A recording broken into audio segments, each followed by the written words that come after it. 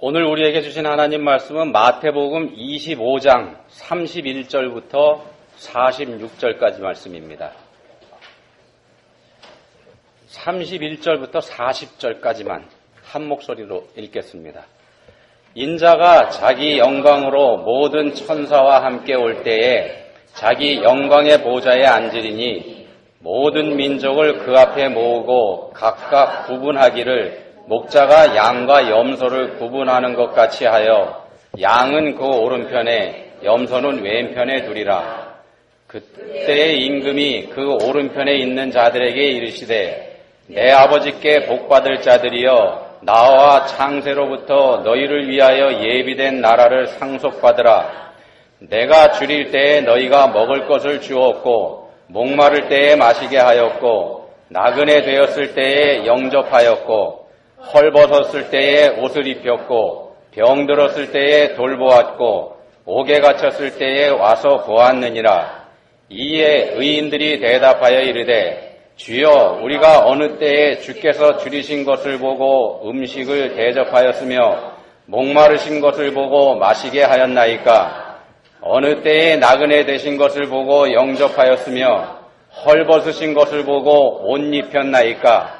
어느 때에 병드신 것이나 옥에 갇히신 것을 보고 가서 배웠나이까 하리니 임금이 대답하여 이르시되 내가 진실로 너희에게 이르노니 너희가 여기 내 형제 중에 지극히 작은 자 하나에게 한 것이 곧 내게 한 것이니라.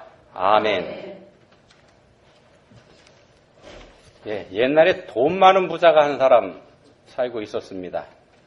부자니까 종들도 여러 명이 있었는데 그 중에 주인이 가만히 보니까 도저히 가능성이 보이지 않는 바보 종이 하나 있었습니다. 어느 날 부자가 그 종을 불러서 쓸모없는 나무 지팡이를 하나 주면서 명령을 내렸습니다.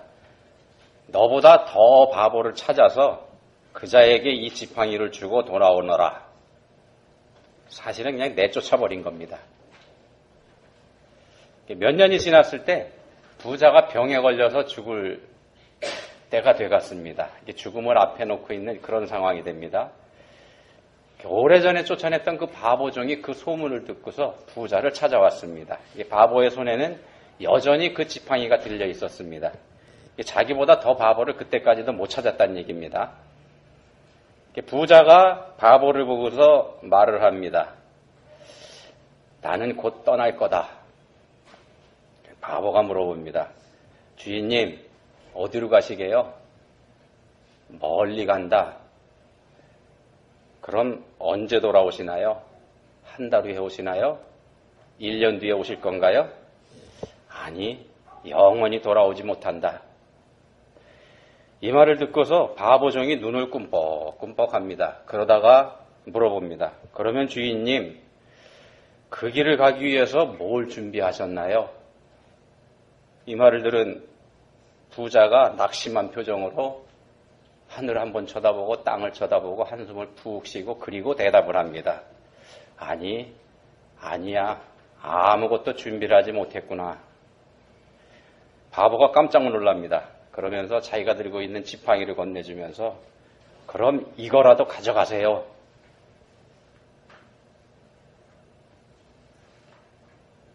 무슨 뜻인지 잘 모르시겠죠?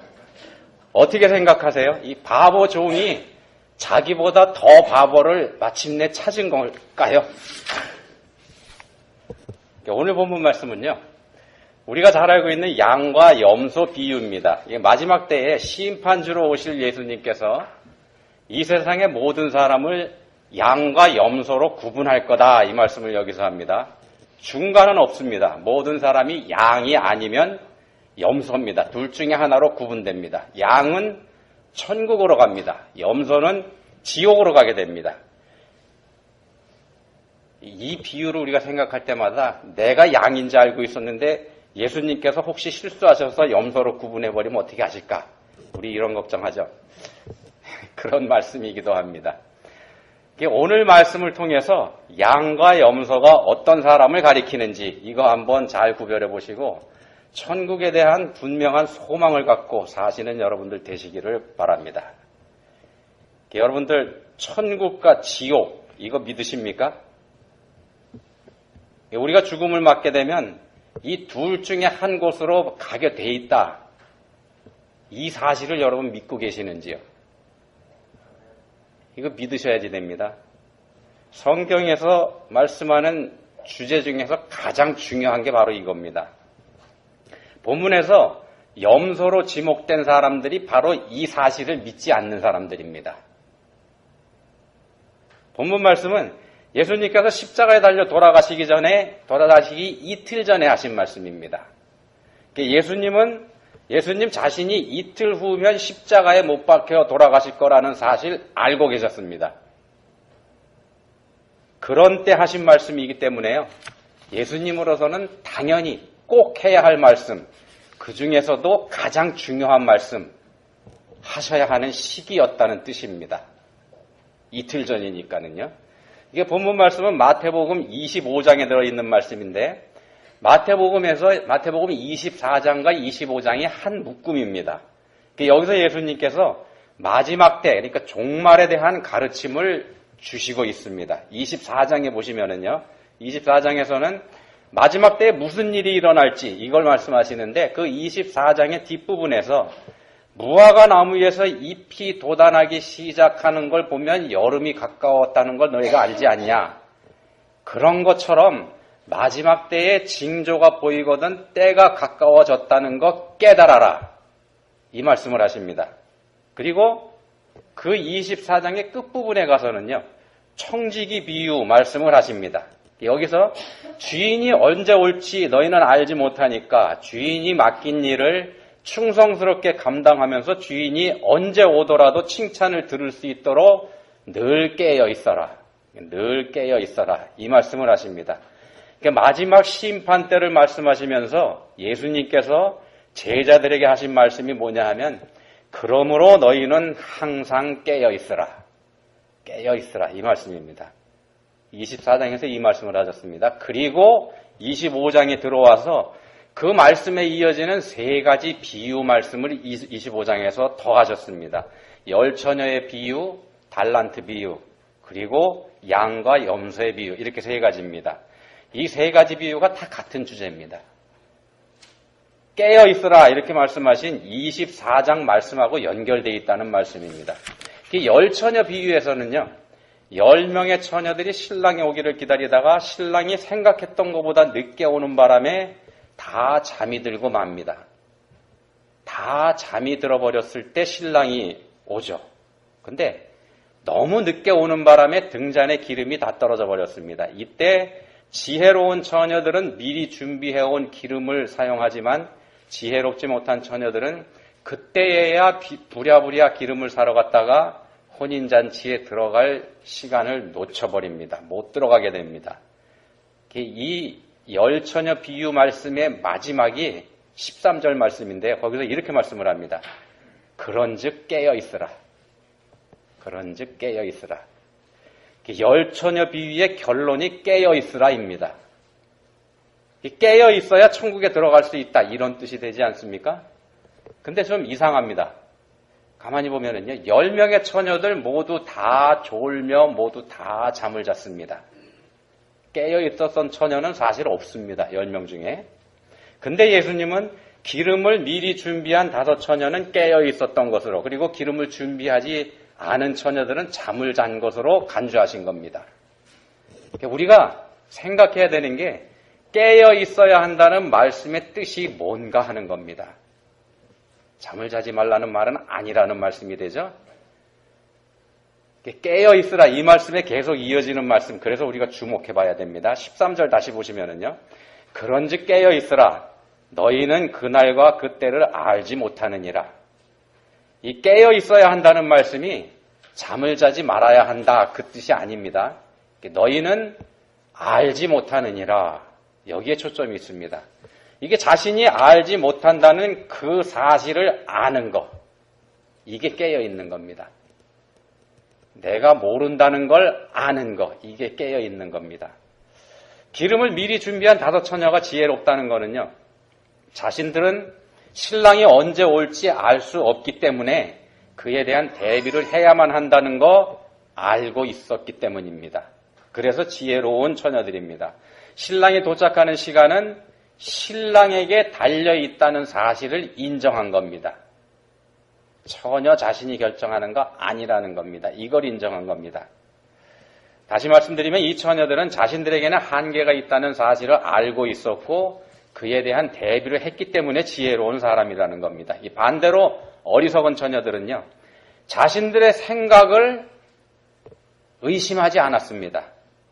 신랑은 자신들이 생각한 시간 안에 올 거다 이렇게 믿었습니다. 예수님은 이 처녀들을 가리켜서 깨어있지 않은 사람, 다른 말로 잠자고 있는 사람, 이렇게 판결을 하신 겁니다.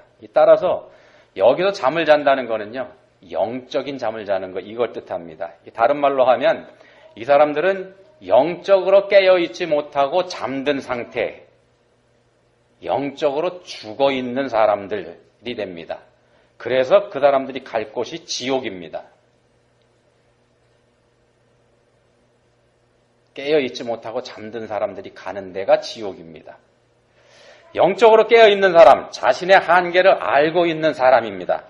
창조주 하나님의 전능하심을 알고 그 하나님을 인정하는 사람이 영적으로 깨어있는 사람입니다. 성경 말씀 그대로 마지막 심판이 반드시 있을 거라는 사실, 그리고 그게 언제인지 이건 하나님께서 전적으로 결정할 권한을 갖고 계시다는 사실, 이거 알고 인정하고 그에 대한 대비를 하는 사람이 깨어있는 사람이라는 말씀입니다. 이게 열처녀 비유에서 주시는 메시지입니다. 그 다음에 이어지는 비유가 달란트 비유죠. 멀리 타국에 가는 주인이 종들에게 각각 다른 분량의 돈을 맡겼습니다. 5달란트, 2달란트, 그리고 어떤 종에게는 1달란트를 맡겼습니다. 근데 그 중에 1달란트 맡은 종은 그 돈을 감추어 두고서는 아무것도 하지 않았죠. 다른 종들은 그 돈으로 장사를 했는데 말입니다. 이게 돌아온 주인은 그 1달란트 감추어 두었던 종을 향해서 악하고 게으른 종, 무익한 종, 이런 판결을 내립니다. 그 종이 게으른 종이라거나 무익한 종이라는 말, 이 말은 우리가 수긍이 갑니다만 그 종을 가리켜서 악한 종 이렇게 얘기하는 건 우리가 또 얼른 이해가 가지 않는 그런 내용이기도 합니다.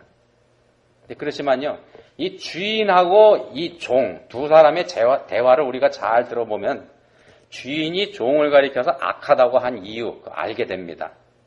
24절에서 종이 이런 말을 합니다. 주인이여, 당신은 굳은 사람이라 심지 않은 데서 거두고 해치지 않은 데서 모으는 줄을 내가 알았으므로. 종은 주인을 판단했습니다. 주인은 이러이러한 사람이라고. 자기 기준에 따라서 자기 방식대로 판단을 한 겁니다. 그래서 우리가 이 말씀 잘 읽어보면은요, 그 종의 판단이 맞는다고 할 만한 근거를 안에서 찾을 수가 없습니다. 오히려 주인은요, 무릇 있는 자는 받아 풍족하게 되고 없는 자는 그 있는 것까지 빼앗기리라, 이런 말을 하는 걸 봐서 지혜로운 사람이라는 걸 우리가 알 수 있습니다. 종이 주인을 오해했다는 뜻입니다. 종은 주제넘게 주인을 판단했습니다. 자기 마음대로 말입니다. 이게 피조물인 인간 주제에 창조주 하나님을 판단하는 어리석은 사람들의 모습이 바로 이겁니다. 이제 교만한 우리 인간들은 모름지기 하나님이라 그러면 이러이러해야 한다, 그래야 하나님으로서의 자격이 있다, 이런 말도 합니다. 사람들 생각 안에서, 다른 말로 하면 사람들 생각대로 하나님도 움직여줘야 한다, 이렇게 주장을 하죠.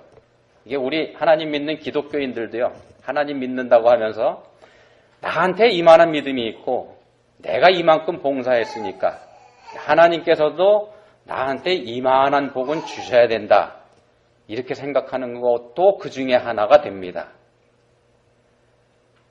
근데 그렇게 생각한 종에게 주인이 말합니다. 악하고 게으른 종, 무익한 종. 1달란트 받은 종의 잘못은요, 주인을 자기 마음대로 판단한 겁니다. 그래서 아무것도 하지 않았습니다. 주인이 다시 돌아올 가능성이 거의 없다, 이렇게 생각을 한 겁니다. 그래서 실컷 놀았죠. 이제 그런 자신이 똑똑한 사람이다, 이런 자부심도 갖고 있었습니다. 영적으로 잠들어 있다는 게 바로 이겁니다. 자신을 바로 알지 못하는 거 말입니다. 자신을 바로 아는 것, 이게 깨어 있는 겁니다. 자, 두 가지 비유 간단하게 설명해 드렸습니다. 이 두 가지 비유를 말씀하신 후에 예수님께서 하신 말씀이 오늘 본문 말씀입니다. 마지막 심판 때 양과 염소가 분리될 건데 양은 천국으로, 염소는 지옥으로 가게 될 거다. 이 말씀을 하십니다. 그렇다고 한다면요, 본문에서 말씀하는 양과 염소, 이게 어떤 사람들을 가리키는지 답이 좀 쉽게 나오지 않겠습니까? 양은 자기 자신의 부족함과 한계를 아는 사람입니다. 이 심판하는 권한이 하나님께 있다는 사실을 인정하는 사람들입니다. 그래서 예수님이 언제쯤 다시 오시게 될 거라는 거, 이런 말 하지 않습니다. 그리고 저 사람은 천국으로, 저 사람은 지옥으로 보내야 된다, 이런 말도 하지 않는 사람들입니다. 그건 전적으로 하나님의 권한에 속한 일이니까 말입니다. 그러니까 하나님께서 정하신 기준에 따라 하나님께서 직접 결정하시는 게 타당하다, 이렇게 인정해 드리는 사람들이 양입니다. 바울 사도는요, 고린도전서 15장 32절에서 이걸 한마디로 이렇게 요약을 했습니다. 나는 날마다 죽노라. 자신의 생각과 자신의 주장을 드러내고 싶고 자신의 생각이 옳다고 말하고 싶지만 그렇게 하지 않는 것, 이게 자신을 죽이는 겁니다. 자신의 생각이 틀릴 수도 있다는 걸 날마다 인정하는 것, 이게 날마다 죽는 겁니다. 이런 사람이 본문에서 말씀하는 양입니다. 염소로 분류된 사람은요, 그거하고 반대죠. 하나님의 법은 이러이러해야지 되고 저 사람은 지옥 가야 되고 저 사람은 천국으로 보내야 된다, 이렇게 자기 나름대로 결정을 합니다. 그리고는 자기가 결정한 그대로 하나님도 자기처럼 판결하셔야 된다, 이렇게 생각하는 사람이 염소입니다. 누구나 다 죄인인데, 이거 우리가 알죠? 누구나 다 죄인이니까 다 같은 죄인 중에서 누구는 천국으로 가고 누구는 지옥으로 가고 이거 합당하지 않으니까 얼마간의 대가를 치른 후에는 모든 사람이 다 천국에 가게 해줘야 된다, 이렇게 생각하는 것도 이 중에 하나입니다. 이렇게 생각하는 사람들이 있습니다. 또는요, 하나님은 사랑이시죠. 사랑 그 자체이신 하나님께서 끔찍하고 무시무시한 지옥이라는 거, 이거 만들어 놓으셨을 리가 절대로 없으니까 지옥이라는 거 존재하지도 않는다, 이렇게 얘기하는 것도 이 중에 들어갑니다. 또 천국과 지옥은 그 사람이 착하게 살았는지 아닌지 여기에 따라서 결정이 돼야 된다, 이렇게 주장하는 것도 마찬가지입니다. 이런 것들이 모두 하나님을 무시한 오만에서 나오는 착각일 뿐이라는 말씀입니다. 자기가 하나님이 된 겁니다. 그렇지만은요, 예를 들면 이런 겁니다. 살인죄를 저지른 사람이 그 죄의 대가로 교도소에서 복역을 했다고 가정을 해봅시다. 복역을 했습니다. 죄의 대가를 다 치렀습니다. 그러면 이 사람이 죄의 값을 다 씻은 것일까요? 아닙니다. 그가 저지른 살인, 그 죄 자체가 없어진 거 아닙니다. 왜냐하면 죽임을 당한 사람이 이 세상에서 사라져버렸으니까는요. 그거 누가 책임져야 됩니까? 교도소에서 죄의 대가를 치른 거, 이건 그저 이 세상의 기준으로 이 세상에서 죄값을 치렀을 뿐입니다. 사람들의 기준으로 말입니다. 이 사실은 하나님과는 관계없는 일입니다. 진정한 심판의 기준을 정하는 분이 하나님이시고 심판하는 권한은 오직 하나님께 있다는 사실을 인정하는 사람이 영적으로 깨어있는 사람입니다. 본문에서 말씀하는 양이 바로 이런 사람들입니다. 본문에서 임금이요, 양과 염소를 구분하고서 양들한테 이렇게 얘기합니다. 내가 줄일 때에 너희가 먹을 것을 주었고 목마를 때에 마시게 하였고, 이런 말로 칭찬해 주죠. 그리고 반대로 염소들에게는 너희는 그렇게 하지 않았다, 이렇게 말씀하면서 책망을 합니다. 그 사람들을요. 그렇기 때문에 우리가 언뜻 잘못 보면은 양과 염소를 가르는 기준이 착한 일을 했는지 그렇지 않은지 여기에 있는 것처럼 보입니다만 아닙니다. 그렇지 않습니다. 그건 양과 염소를 가르는 기준이 아니라 양이기 때문에 보인 모습이고 염소이기 때문에 보인 모습이 그겁니다. 이게 무슨 말씀인가 하면은요. 착한 일을 했기 때문에 양이 된 게 아니라 양이기 때문에 착한 일을 했다는 뜻입니다. 그 착한 일이 어떤 건지 어떤 일이 착한 건지 이것도 하나님께서 결정합니다. 본문에 나오는 염소들도요. 자기 나름대로 착하게 살았다고 자부합니다. 본문 44절에 보시면 염소들이 그래서 항변합니다. 주여 우리가 어느 때에 주께서 줄이신 것이나 목마르신 것이나 옥에 갇히신 것을 보고 공양하지 아니하더이까. 억울하다는 말이죠. 왕이 말씀하고 있는 그 지극히 작은 자, 그 지극히 작은 자가 바로 주님, 당신 왕이었다는 거 우리가 알았다라면 우리도 그 사람 깍듯하게 대했을 것이다. 이 말하는 겁니다. 몰라서 못했는데 그걸 기준으로 해서 판단하는 거 이거 잘못된 기준입니다. 이렇게 항변하는 거죠. 이게 자기 기준을 들이대면서 하나님 기준이 말이 안 된다 주장하는 겁니다. 그렇지만은요. 본문 잘 읽어보시면 양들도 그 지극히 작은 자가 예수님이셨다는 거 몰랐던 건 매 한 가지입니다. 똑같습니다. 다만 이 사람들 양들은 하나님의 기준을 인정하고 하나님 말씀에 순종했던 것뿐입니다. 내 이웃을 내 몸과 같이 사랑하라 고 하신 말씀 말입니다. 자기 생각을 죽이고서 말입니다. 이웃이 항상 사랑스러울 수는 없지 않습니까? 이 말씀 때문에 또 걱정되시죠? 나는 큰일 났네. 나는 이웃을 내 몸과 같이 사랑하지 못했는데 이런 생각이 들으니까 말입니다. 근데 그렇게 생각하는 게 바로 본문에 나오는 염소들이 생각하는 방식입니다. 염소들이 그런 방식으로 생각을 한 겁니다. 앞에서 말씀드렸습니다. 천국에 갈지 지옥에 갈지 이건 착한 일을 했는지 여부를 가지고 결정하는 게 아니라고 말입니다. 우리는 다만 우리 자신이 죄인이라는 사실을 인정하면 됩니다. 나는 할 수 없지만 나를 사랑하시고 나를 불쌍하게 여기시는 하나님의 은혜, 또 나를 대신해서 내 죄값을 십자가에서 대신 치러주신 예수님의 공로, 이걸로 천국에 가는 거라는 사실, 이거 인정하는 겁니다. 그걸 인정하고 살면은요, 그 삶에서 양의 모습이 드러나게 됩니다. 자기 자신이 깨닫지 못하더라도 말입니다. 본문의 양들도 보십시오. 우리가 언제 그렇게 살았습니까? 이렇게 되묻지 않습니까? 자신들도 못 느끼는 겁니다. 그렇지만 하나님을 인정하는 사람의 삶에 하나님을 인정하는 모습, 이거 자연히 드러나게 된다는 겁니다.